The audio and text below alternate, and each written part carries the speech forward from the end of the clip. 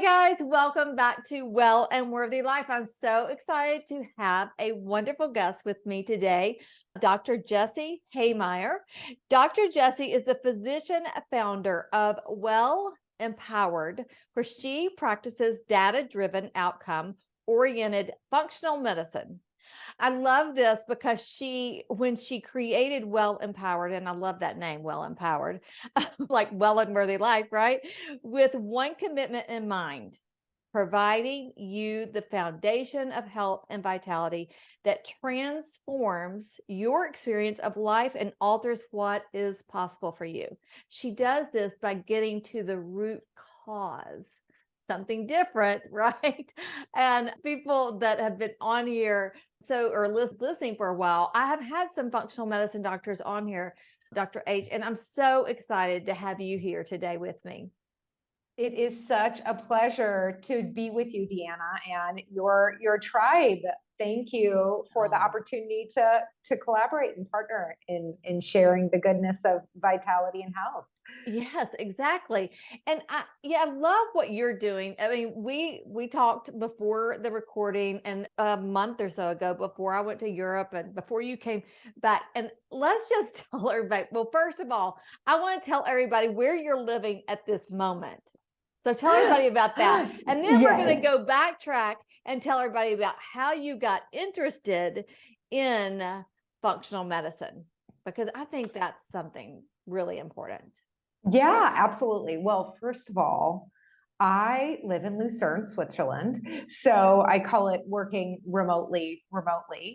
And my husband and I, we moved to Switzerland about a year and a half ago for his work.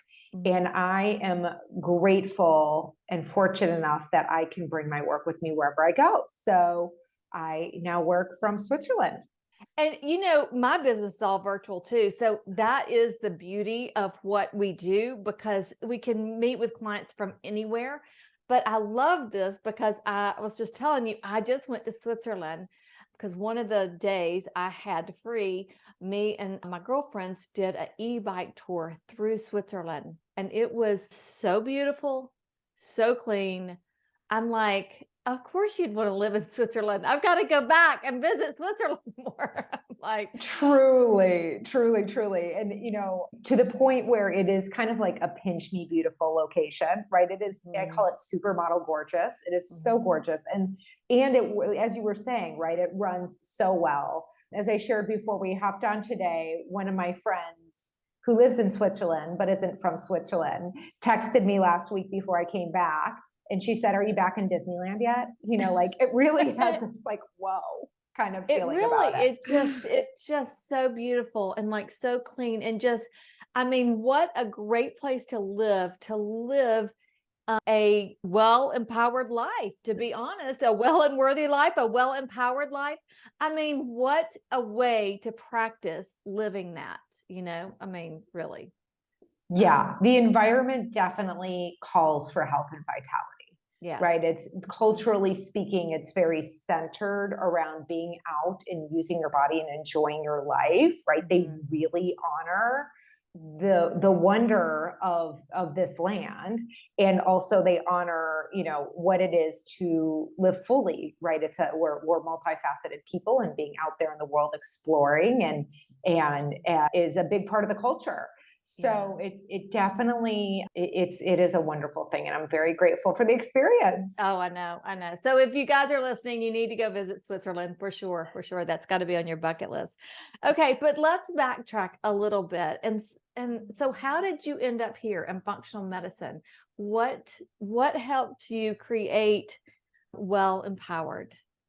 Yeah, well, Deanna, I like to say straight lines are boring. Yeah. So we'll just start with that as the premise. But ultimately, how I made my way to becoming a functional medicine practitioner was I really have always been deeply devoted to health and vitality. I grew up and health was a focus in our household through being active and through my mom feeding us wonderful, beautiful food. And wait, where'd you grow up too? I grew up in the north suburbs of Chicago. Okay. And a suburb called Northbrook. And then I moved, when I went to college, I went to UCLA. And at UCLA, I created my schedule so that it worked for my workout, like when I wanted to work out and where I Love wanted that. to. I love it. So you could see where my mind was. And that involved a lot of running and rollerblading and biking and being out there in the beauty of the California sunshine. I did not take it for granted one day, really, really, really, really. So And perfect. I stayed in California for about 2 years after graduating and worked as a physical therapy aide. And over the course of that was really looking at how do I want to be a part of people's health journey.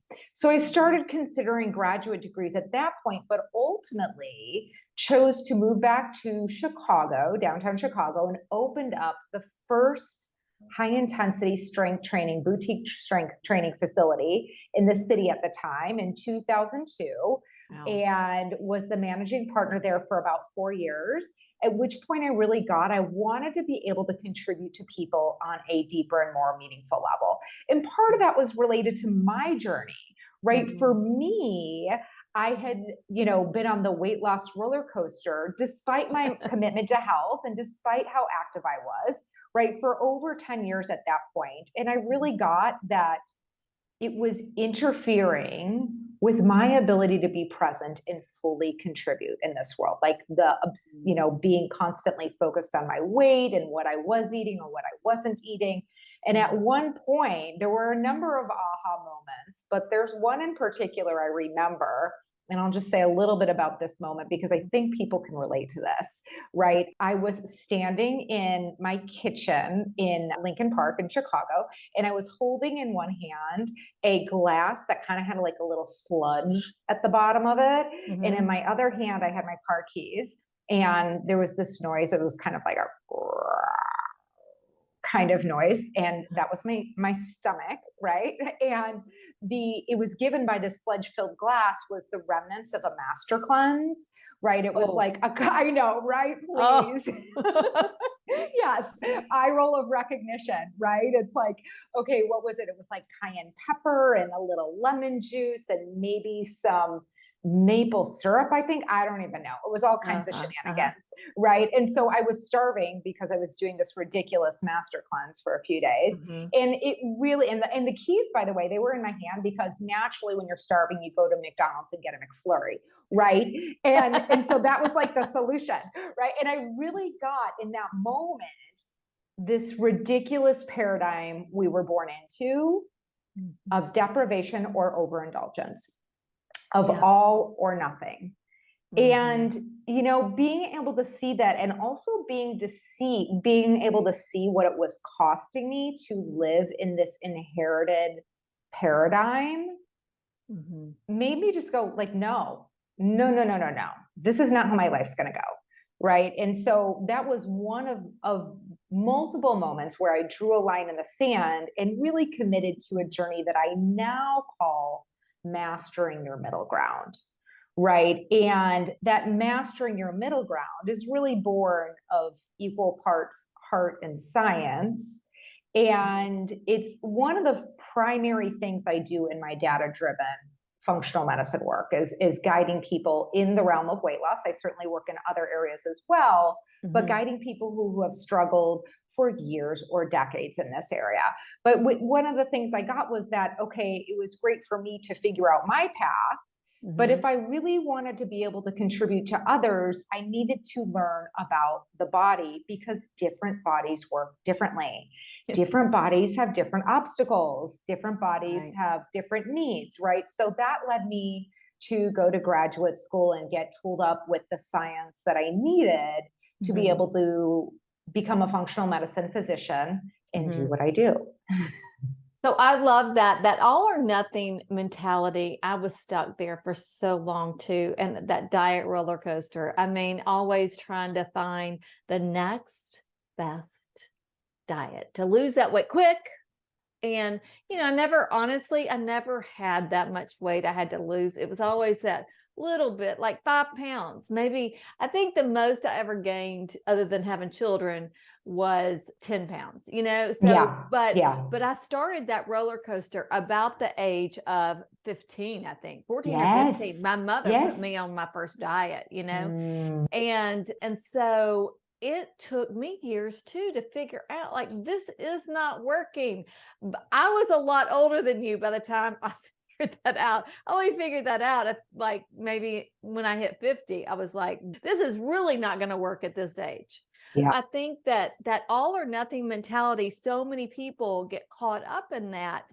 And it does it's just like you said, it just gets you stuck. And then you're either on a diet or you're just like, whatever, you know? Right. Right. Absolutely. You're on a diet or you're off a diet. Right. Mhm. And the thing is none of us made this up. Right.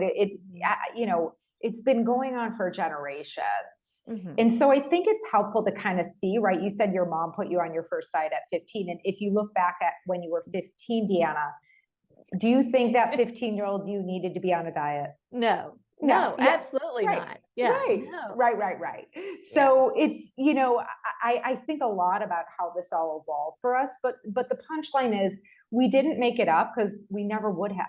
It's broken. Right. It doesn't work. If we were just given a real, true, clean slate, we would have come up with something much better. But it's great, right? It gives us an opportunity to invent a whole new perspective and Mhm. have that be what we pass along, Mhm. right? Right, right. Well, that's why I think for me right now, that is a huge passion for me. I want to make sure that my granddaughter, who is almost 4 years old, never even thinks I need to go on a diet. Like, Yes. that never comes to her Yes. mind. All she thinks is, I want to nourish my body so that I feel good. And it's just, I want to move my body, not because I have to quote exercise, but because I feel good and I like to be active and I like to be outside. And she doesn't have to go through what I feel like that I battled all those years. Like, looking in the mirror and seeing something different, I Yeah. mean, I still, even with all the things, and I'm at a very healthy weight now, I still look sometimes, I'm like, oh, you need to, hear my mom's voice. You need to lose a couple of Mm, pounds there. It's um, work that you have to do. It just yes. doesn't. But let's go back to this, that you learned the body, because Yes. that's another big, big thing that people don't understand, that we are Mm, all different. There is no one mhm. size fits all. So you can't say, do this, and this, and you're going to lose the weight. It's not going to happen. Absolutely. Absolutely. And, I call the work I do data driven because it really is, it's a combination of things that really helps me guide people in addressing the root cause of whatever they're dealing with it, whether it's Mhm. weight loss resistance or digestive distress or hormones gone wackadoodle, whatever it is, right? But being able to understand, first of all, what information do I need for this person? Like, what labs do I need? And then being able to look at those labs through the lens of this individual and understand how it is all connected.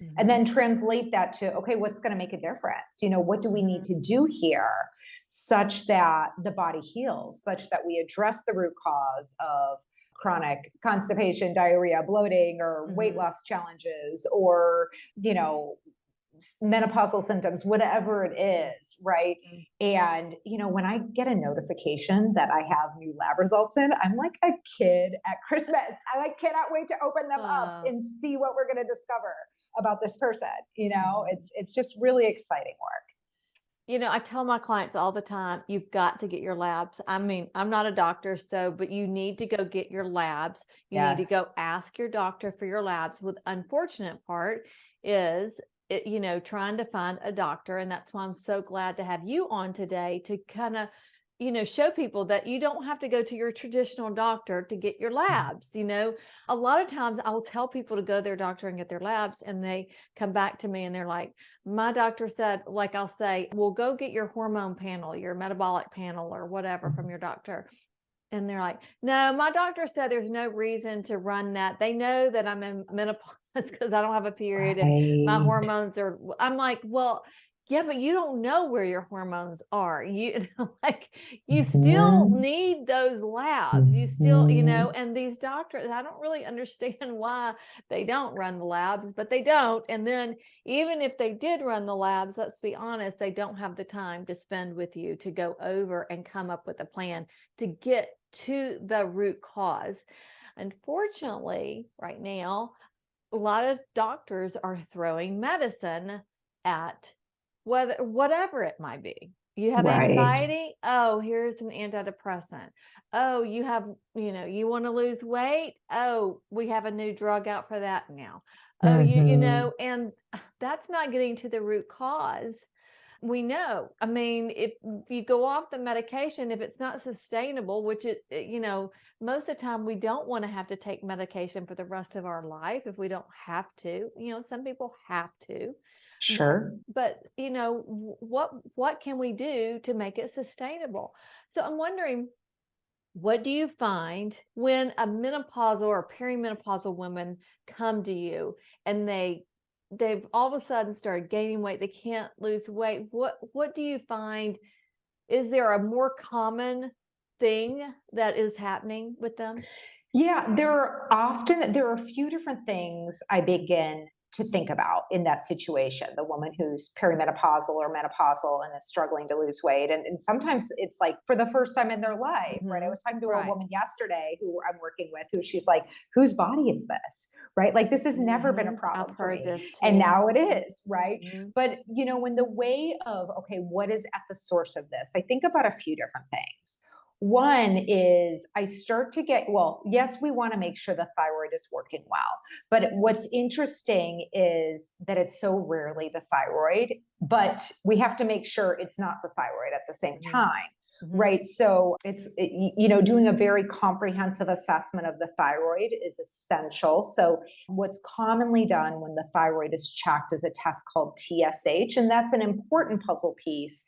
But in my opinion and experience, there are at least four other tests that should be done. So, really Hmm. doing a comprehensive assessment of the thyroid is important.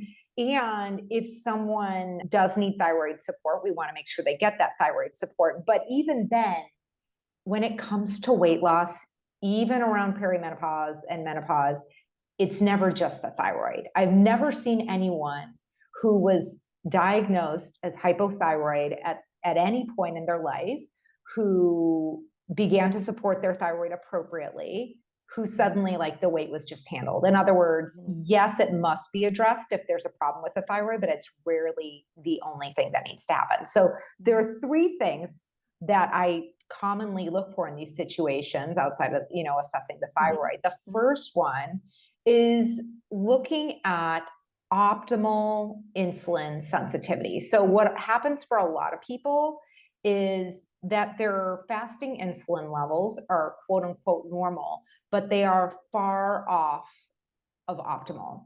And when that happens, the body has like its foot on the metabolic brake, right? Metabolism is just slowed down. Hmm. And so I really like to see insulin 7, kind of like 2, 3 to 7. That's the range I like.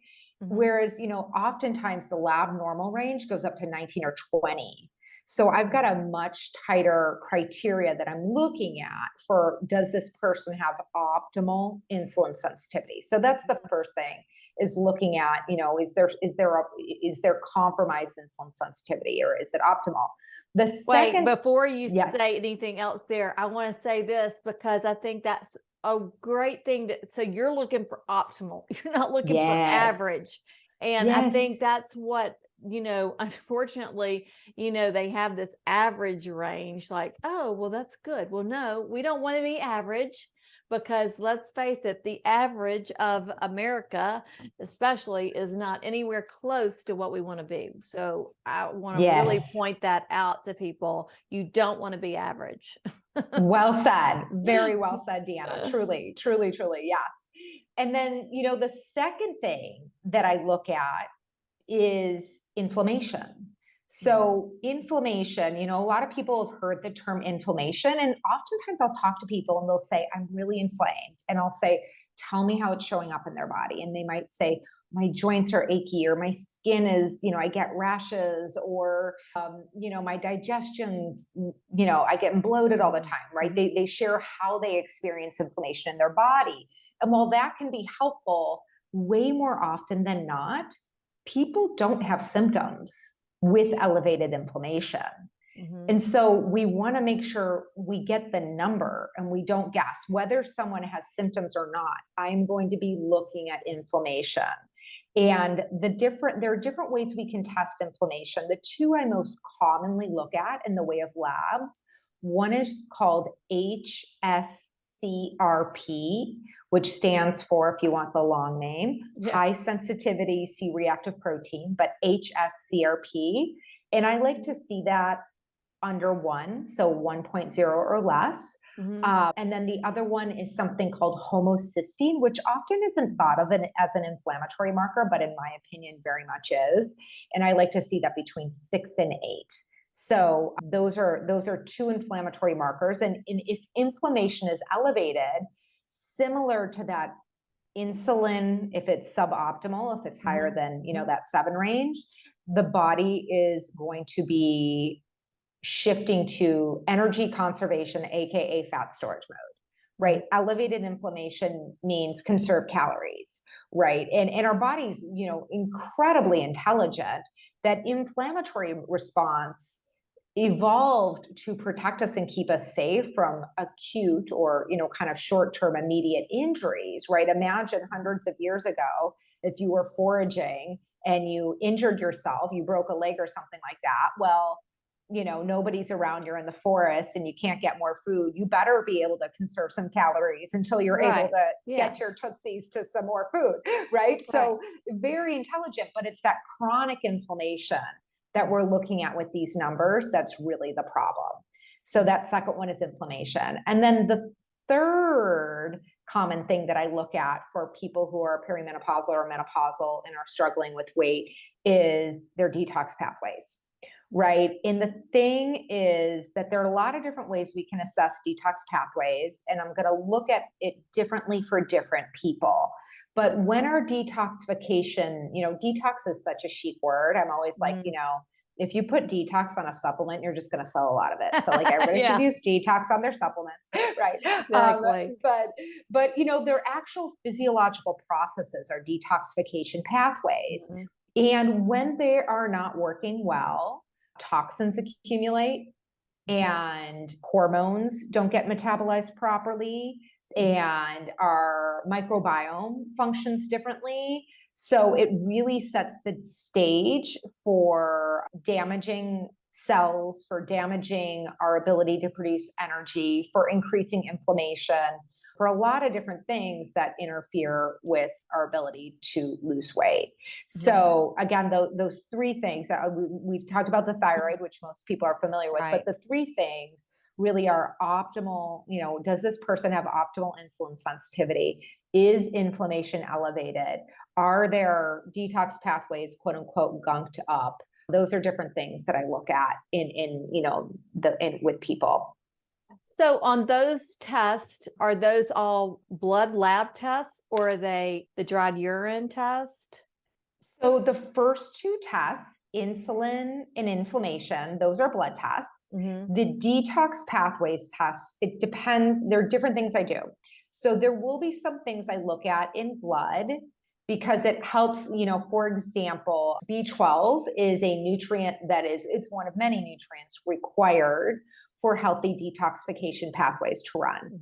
So if I'm doing when I'm doing someone's blood work, I will put a B12 in there. And if it's low, I already know they don't have enough fuel to run their detox pathways appropriately, right? So that will be a red light. I might actually do an assessment of the microbiome to see there's a marker on microbiome assessments that helps me understand if people are reabsorbing toxins.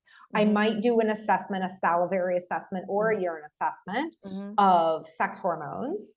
I use different ones for different people. And then there are some things that actually more specifically test detox pathways. I tend to do those less because I find the other information is more actionable.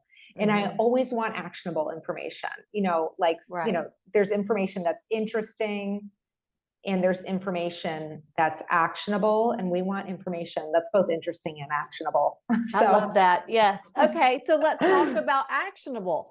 So tell yeah. everybody some things that maybe, that you might see some results and then you're like, okay, well, you can do this, this, and this. Yes.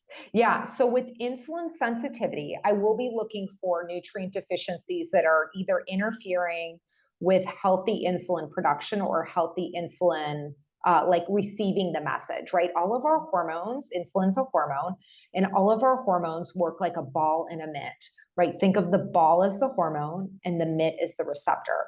So we want to have appropriate amounts of the ball and we want a really good mitt. We want that mitt to just connect with that ball perfectly, right? So part of insulin sensitivity will be, especially on the receptor side, do we have a sticky mitt? And that will be, for example, looking at omega-3 fatty acids. That will be looking at vitamin D. I will also even consider inflammation in that conundrum because it will certainly interfere with a sticky mitt. So they do certainly all dance together. But if insulin isn't ideal, we're going to be looking at places we can support the person nutritionally, come up with some new solutions that are sustainable, right? You used that word earlier, Deanna, and I was like, oh my gosh, music to my ears. We speak the same language, right? Yes, we do. It's like, if it's not a sustainable solution, it's just not a solution, period. Exactly. So, when I work with people, I actually have them track nutrition and symptoms off of a shared Google document because that helps me get on your side and help you troubleshoot, like, with your life. What's the next step? This is crossing the monkey bars and we don't get from A to Z overnight. That's no problem. We're looking for progress, not perfection. So how might we help insulin sensitivity? We might look for ways that we can come up with some what I call swap opportunities, right? Ways that we can satisfy your carbohydrate needs that, true physiological needs and also just, pleasure desires, right? In a way that still helps you produce the right amount, but not more insulin, right? So yes, reducing refined carbohydrates, but doing it in a way that works for you in your life. In the nutrient aspect, right? Certainly if omega-3s are low, we're really going to work on elevating those through nutrition, but probably also through supplementation. Another supplement that I know is having its day in the sun, and rightfully so, truly rightfully so, is berberine. Berberine, one of my patients the other day was telling me about, like, berberine TikTok videos are like galore. I'm like, I'm not on TikTok, but I'm like, good to know. But with berberine, it's important that we use the right amount for the person in front of us, right? There are different doses. There are some people who I might use 500 milligrams 3 times a day, and really that person needs that amount. There are other people that I might use it once a day, some that I might use it twice a day, and numbers don't lie, right? I'm always going to circle back and check numbers again versus cross my fingers and hope that we're getting the outcomes. Then you're just right? like shooting the dart and like hoping you hit totally. now I think that's a very good point you just made. Supplements. Okay. So people ask me all the time, what supplements do you take? And I'm like, well, I can tell you what supplements I take, but just because I take these supplements doesn't mean you should take these supplements because 100%. like, but let's go back to supplements. What are some, because there probably are some supplements that most menopausal women should take. What would you say that? Well, I will say there are supplements that are commonly useful for people's bodies, but to your point, I test, don't guess, right? Yeah. Don't guess, right? Right. And to give you some examples of this, just even thinking about my husband and me, right? His vitamin D receptors, he has some genetic mutations that are very common to his vitamin D receptors. And so for him, he needs to take 5,000 IU of vitamin D a day to even have like barely optimal levels. And when I Wow. say barely optimal, I mean, I like to see vitamin D 45 to 60. So for him to be in that low end of optimal range, he needs to take 5,000 IU a day. For me, Wow. I need to take 5,000 IU a week, period. Like that's all I need, right? And the only way we learn that is by doing our labs to figure out where we were, supplementing, and then circling back to see, our Does absorption. your vitamin D dosage change in the summer versus the winter months? A little bit, but I'm pretty good at wearing SPF or wearing the protective clothing that blocks the sun, at wearing, so a little bit, but not hugely. And I do encourage, I know there's some conversation about whether we should be wearing SPF or not. I am a believer in wearing SPF, right? I mean, skin cancer is real. And of course, there's the vanity aspect of keeping your skin as wrinkle-free as possible. So anyway, but sure, it can vary a little bit. There's certainly some people who, especially the person who they're taking 5,000 IU a day, sometimes I'll say, like, let's get a read on your vitamin D levels the third week of June, right? And see where you are. And sometimes we'll say, okay, for your body in the summer, only take it Monday through Friday, skip the weekends. And then once the shade hits, if you're living in a place that gets cold or not a lot of sunlight, then you want to bring it up back to the weekends. And so, there can be a little bit of variability for sure. Yeah. But, sorry to get off on that tangent, but I think about that. And magnesium, what about magnesium? I love magnesium for a lot of different things. I joke that magnesium is the gateway supplement because it does so many miraculous things and like seemingly unrelated, right? So it can be a fabulous, very gentle adrenal support that helps people relax and go to sleep, right? It's not I know there's some conversation about whether melatonin is appropriate to use or not. I actually do believe it's appropriate to use when it's used appropriately. Haha, right? Like in other words, not everybody needs melatonin and some people benefit from melatonin. But magnesium is, super gentle, a great way to help people get restful, relaxing, sustained sleep. It also is fabulous when someone is dealing with constipation. And there are forms for someone who's like, a champion pooper, right? Who doesn't need support in that way. There are different forms like magnesium glycinate, for example, is one that doesn't have the same GI impact, right? And so for someone who has daily healthy bowel movements, they might want to reach for magnesium glycinate versus a magnesium citrate for someone who tends towards constipation. And then magnesium definitely can be helpful for especially, kind of related to insulin, but optimizing fasting glucose. So when someone has an elevated fasting glucose, that means they're pre-diabetic. At a certain range, they'll be deemed diabetic. And in that person, there's great research on magnesium being one of the things that can be helpful at improving fasting glucose. So yes, lots and of that's great so things. interesting because magnesium, there are so many kinds. Again, I mean, I get asked that question. Well, which magnesium? I'm like, I can tell you what I use, but you really, I think that's really why it's important, to find a doctor, to figure out your labs, to hear what you should be taking and not what your friend's taking, not what somebody on Instagram or TikTok's taking, but what is for you. Okay, let's go back to those, I get off tangents. I'm sorry, but no, I think this is like the natural flow of the conversation. We're both, so like we said, straight lines are boring. That's right. Exactly. Okay, so the actual items. So we talked about insulin and berberine and how that can help, and then even the magnesium maybe.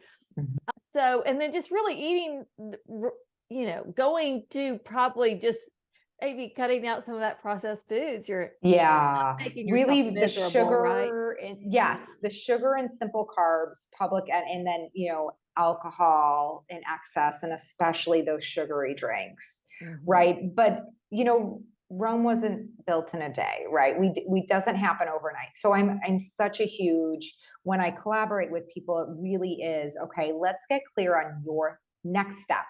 We're not going, again, we're ditching the all or nothing broken approach. what's the next thing we're going to take on? And we'll create that together. We'll talk about, I have something that I call our Q2 yes and our Q2 less. So Q2 yes, the Q2 stands for quality and quantity. So the yes list, these are things like our, non-starchy vegetables and our omega-3 rich fish and our, anti-inflammatory spices and, all our mono and polyunsaturated fats like nuts and seeds and avocado and olive oil, all those wonderful things, right? So these are things that we know help our body thrive, simply put, right? Our Q2 yes checklist, these are things that support our body's ability to express vitality and health, right? And then our Q2 less checklist, these are foods that when we consume them in excess, create stress and show up in different ways in different bodies. For some, based on people's genetic Achilles heels, some people will show up as heart health, others it might show up as diabetes, others it might show up as weight gain or hormones gone wackadoodle or digestive distress, right? Different things show up for different people. But this Q2 less checklist, these are things we know that when we consume them in excess, they do create stress on the body and that will show up in different ways. And so, really when I work with people, we talk about, okay, what's on this yes, this Q2 yes, that's going to elevate our health list, and our Q2 less, that's going to create stress and detract from our health. And then we talk about, okay, Deanna, where would you like to start in this next week? What are 2 promises you'd like to make to yourself? And, you might come back and you say, I can see I used to eat vegetables more regularly, and I just, these last years have been hectic, and I'm committed to prioritizing that. So how about I start with, and you'll say whatever there is for you to say. Like, if for me, I really encourage people a half a plate of colorful vegetables twice daily. So, the place someone might start is, listen, I'm going to start with a quarter plate once a day because right now I'm not getting any, and a quarter plate's going to be better, and half a plate twice a day sounds like overwhelming. No problem. Let's start with a quarter plate once a day. That's awesome, right? See, and I love that too, because I am a big believer that we know what we should do. And we start ticking off all of these things that we should do. And then, just like you said, it becomes overwhelming. And then we may do it for a little bit, but it goes back to this, it's not sustainable. And I say this to my clients all the time. It's the small things that we do consistently over time that add up, to a bigger transformation. It's not some big thing that we decide we're going to do, because we can't sustain that for long term because things come up. And innately, we know that 1 or 2 things that we should do, but we just don't want to admit it, or we just don't do it because maybe we're not ready to do it too, And so taking those small steps and holding them accountable, like, okay, you decide. It's not, I'm not deciding, you decide. Here are some things that you can do and that could make a difference. And then hopefully if they've reached it to you already, it's kind of like what I say when people come to me. When they come to me, they're ready to make a change. They're ready to feel better. And we always do that better when we have accountability, Absolutely. Accountability and structure, right? Structure, people, yes. right? Structure, data, right? How is someone going to know that they have elevated inflammation or that they're not metabolizing their estrogens in the optimal way unless they have the information? But not just, get the numbers, but really understand how it's showing up in their body. And I'm such a believer that we don't buy what we do, we buy why we do it, right?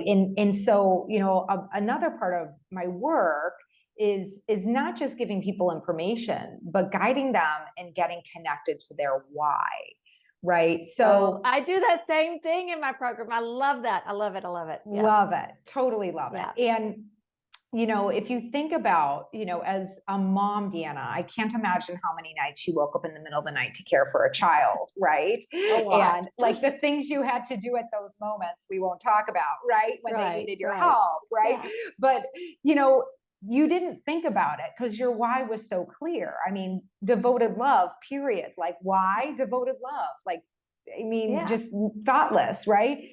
But when people are dealing with their health and themselves, there is a why for them to uncover. They've just not really uncovered it yet.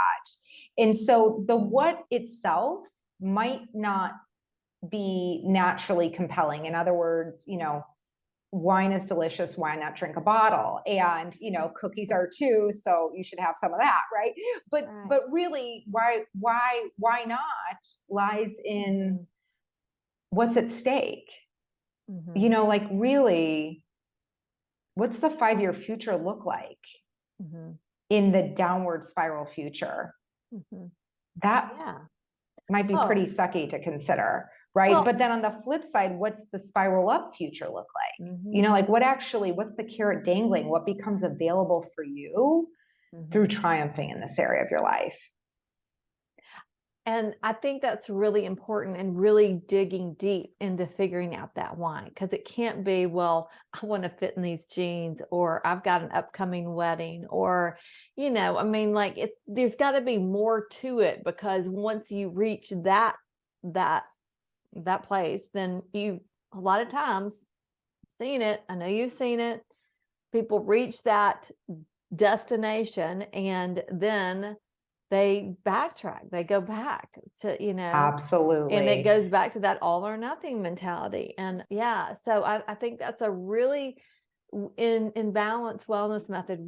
I ask them, like, why do you want to do this? And they write it down. I'm like, but why do you want to do that?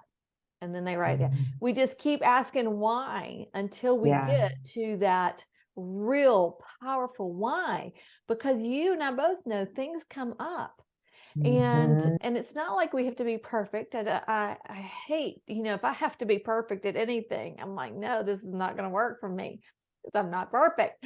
A big thing I have done over the last few years is really, well, I cut out alcohol altogether for a while. Great. I did drink a little bit when I was in Italy and France because the wine is so much cleaner there, and I did It not is. have, but I only still had one glass. I mean, to me, it's more about, I want to make sure I'm sleeping.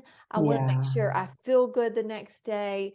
So alcohol does not serve me. And as I've gotten older, it just really doesn't serve me. So my why of why I don't drink the alcohol, even if I think, oh, it might taste good, or oh, maybe I just want a little, an edge off. I'm like, but how do I want to feel? I want to Yes. sleep good, and sleep is my big priority. So, I'm not going to do it. It makes it Yeah. easier to make those decisions. Absolutely. Absolutely. Yeah. No, that's so well said. And the point to your, like what you said, right? That there's no such thing as perfection, right? Mm-mm. There is some physiological sway our body has. So having a glass of wine here and there Right. can absolutely align with someone's intention for their health and their life. It's really just getting very clear. I have one woman who, she keeps count. She is now, oh gosh, where is she now? She's at over 500 days without alcohol. But for her, she really saw for herself, like what served her was no alcohol. But I have Right. many, many other people who've seen similar to what you're sharing, right? And what I experienced also is less alcohol, right? Like Right. a glass here and there totally works. That's fine, right? But how it used to be, that doesn't work for my Right. body and my health and what I'm committed to, right? Yeah. Yeah. Yeah. And I love that. And again, everybody has to make that decision for themselves. You can't, you can't tell somebody, well, you need to. I mean, I've learned that. I had a client that she was drinking alcohol almost every night, not because it was a social thing for her. But she wanted to lose weight. And I'm like, I'm just going to tell you, you're not going to be able to lose weight if you do that. And so then she came back to me later So she dropped out of my program, didn't, it's like, I can't help you lose weight if you don't, You might not like the answer, but here's what it exactly. I'm like, is. this is the way it is. So anyway, she came back a few months later and I said, look, it's the same way. It's still the same thing. She said, Deanna, I really cut back on my alcohol. And so she had joined a program. It was a 21-day reset, and it really changed everything for her. So then she was able to partake in my program, and she didn't give it up totally, but she found different alternatives that didn't make her feel, well, there's a lot of peer pressure when it comes to alcohol. Let's face it, a lot of peer pressure. I always say, if you can just get past that first drink, nobody's going to notice. It's so right? true. It's like, so true. what can you say? Hold on, I'm still thinking about what I want, or I'm really thirsty, I need a glass of water first, or, like whatever it is that helps you and kind of crowd out the noise of what other people think for that. I know. Oh my gosh. I mean, we could talk forever and ever. So let's give everybody just a couple more actionable things that they could do that, or that they may need to do. Again, you don't know what you really need to do until you go see Dr. H. But let's just give them a couple of extra actionable items. Well, so I would say you and I are both on the same page of, I will actually start with perspective, because to me, really is the foundation that opens up the world of change. And so the first action item my encouragement is to get clear on your why. And what I'll invite your listeners to do is actually time travel to the 5-year future and take pen to paper or fingers to keyboard, whatever you like, and write the story of your 5-year future with your health as you intend it occur. Right? In other words, 5 years from now, I'll be 51. So I'd say I'm 51 and my body is strong and resilient and beautiful and healthy, or, whatever I'd say. And I talk about what that experience is like and what it makes available for me in my life, right? How it allows me to connect with others, contribute to others, be with others, experience joy, all those different things, right? So that is my first invitation to your listeners, is to do that 5-year time traveling to this future you intend. The next thing that I would encourage your listeners to do is to actually begin cultivating a habit of being kind and honest. I love that. Yeah. I think for most of us, that's not a natural thing we're born with. We're more often, especially in this area, kindness expressed as I'm not looking, right? I'm not going to look at the scale, or I'm not going to really be present to what I'm putting in my body or how my body's reacting, right? So that's kindness, because the other option has been look and beat ourselves up, right? So my encouragement is to begin practicing being kind and honest. So how could you do that? Well, you could actually begin tracking just for yourself how you're fueling your body, how you're moving your body, how you're sleeping, how your body's reacting, starting to notice, right? So that would be something that would be really useful. I promise, I've actually had to do this in a number of graduate courses, and oh my gosh, Deanna, every time it's been assigned, I've been like an insolent child. I've been like, oh, this is ridiculous. I can't believe you're making me do it. And every time I do it, I'm like, oh my God, wow, look at what I just learned. I mean, it's just true. I agree, because when it's down there, you see. Yes, totally. So it's just nothing wrong. We're just humans doing our best. So that would be a practice I'd encourage people to take on. In the way of a few other action items, the third one I'd actually invite everyone to take on is playing your best game now. So what I mean by that is actually leaning into your wisdom and asking yourself, what is the best game I could play right now? And for some people in the moment, like if we think about movement, I was talking to a woman the other day who she had intended on exercising for 60 minutes, right? She loved to do Peloton. She was going to do a Peloton exercise, spin class, and life happened. Her job happened. Her kids needed her, yada, yada, yada. She had 30 minutes left, that she could use to exercise. And she said the old me would have said, well, I didn't get it in. It's just how it is. But the new her actually got on the bike and rode for 30 minutes, right? She took something, right? Her best game was the 30 minutes she had, and she used that, right? So that's one example. Another example might be, okay, I'm going out for a big celebration. I could have 3 drinks instead of 5. Okay, if that's the best game you can play right now, I'm going to cheer all day long for that. Like, really, if that's, so looking for opportunities to give up that broken all or nothing paradigm and step into a new habit called playing my best game right now. Oh, I love that. Oh, those are so great and so actionable. So thank you. Thank you so much for that. I love that. I'm going to think about that. How can I play my best game? I love that. I've never heard it said like that. So, I love it. Okay, Dr. H, how can people find you and get in touch with you and get started with you? Well, you can find me on my website at wellempowered.com, and you can schedule a free consultation through the website, a complimentary 30-minute virtual consultation, unless you will be in Lucerne, in which case we can do it in person. But yes, you can find me there. And please be sure you tell me where you found me, because you will get 10% off a la Deanna for, thank you. totally my pleasure. But that 30-minute conversation is designed for me to learn more about you, for us to discuss what it would look like to work together and answer any questions you have so that you can figure out what your next best step is. And then on Instagram, I'm at Well Empowered, and on Facebook, I'm at you Well Empowered. So it would be a pleasure to connect there as well. I love that. And all of that will be in the show notes. So be sure and look at those if you're like, I'm in the car right now driving. Can't write this down.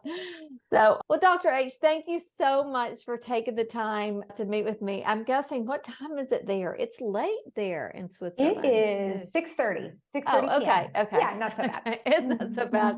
I know I was on a whole different time zone when I was there, so I kind of understand a little bit. But thank you so much for taking the time. And I love all that you're doing and just the knowledge. And I really think, I wish there were more and more people like you, but I love that you are doing it through telehealth, which is, I think, y'all, it makes life so much easier, especially after COVID. More and more doctors have gone to telehealth, and it really is simple. You can do it in the privacy of your own home.